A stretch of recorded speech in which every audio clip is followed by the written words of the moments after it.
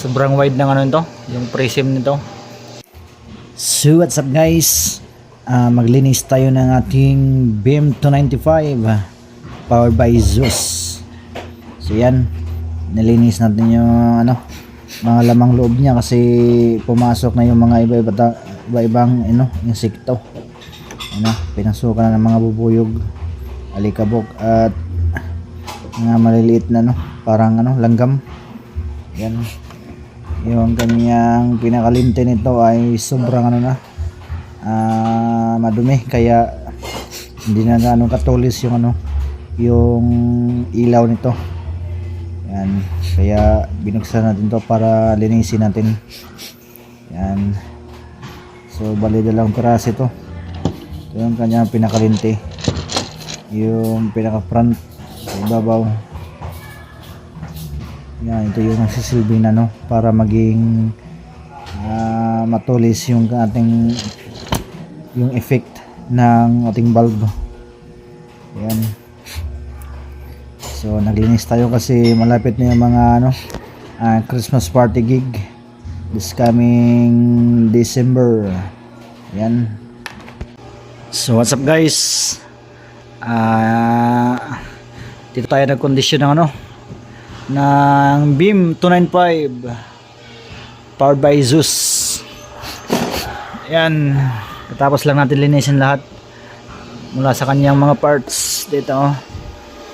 Yan yan, so dito nakabit na natin, kinabit ko niya yung pinaka arm dito niya. Meron din dito.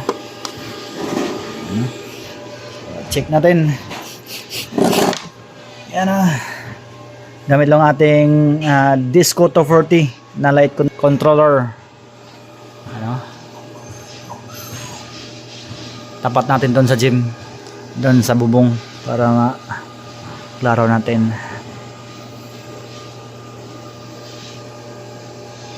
Maliwanag pa kasi alas 2 pa lang ng hapon. Yan,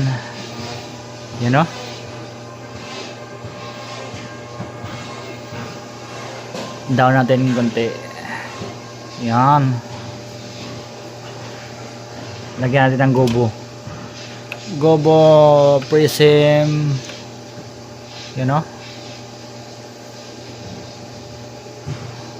sobrang wide ng nito, yung prism nito.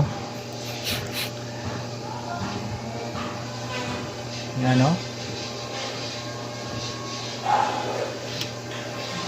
ulitan lang natin. Yan, speed. Ayun natin yung speed.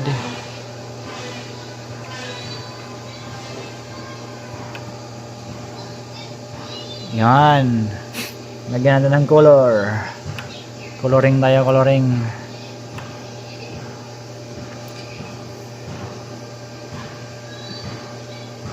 White. Kata red, blue. So nandito yung blue, yung kabila. Yan,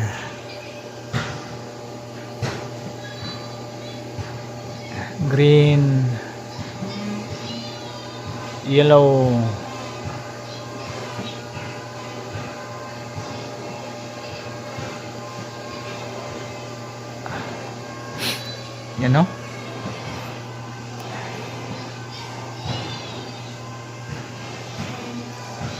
so tanggalin natin yung kanyang prism, change color white. Hanapin natin yung strobe natin. Opya, di may strobe pala to. Ito na yung strobe.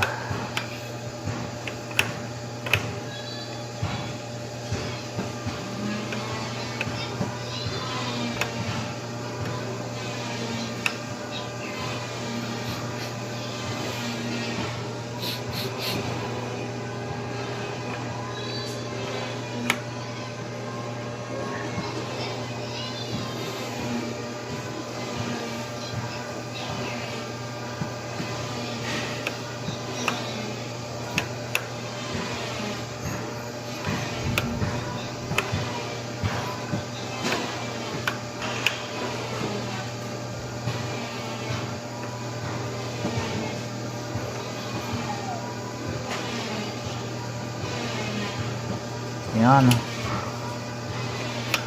Prism tayo.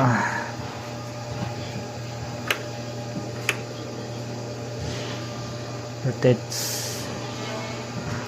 Yan, litan lang natin. Then, rotate tayo, rotate.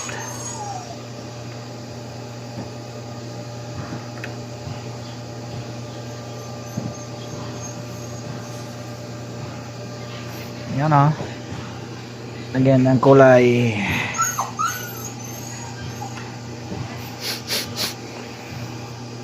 Okay.